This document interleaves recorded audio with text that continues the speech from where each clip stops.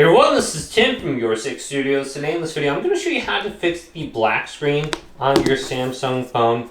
Now, a lot of times your phone isn't like broken or anything like that. It's just simply out of battery. And even when you plug in a charger or something like that, it doesn't get to enough battery charge to actually turn on.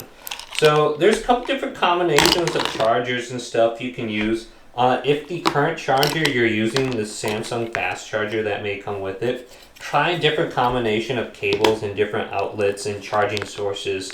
And you're going to want to leave this phone plugged in for at least like 20 to 30 minutes for it to actually get to maybe like 10% charge or 15% charge so it actually turns on.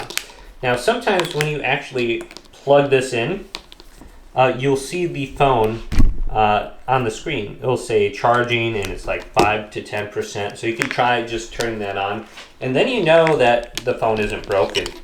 But even if your battery is completely dead, it's not going to say anything on the screen. So you need to charge it, and then once you charge it up to a high enough point, try force restarting the phone by pressing and holding down the power button and the volume down button. So you can see my phone is on.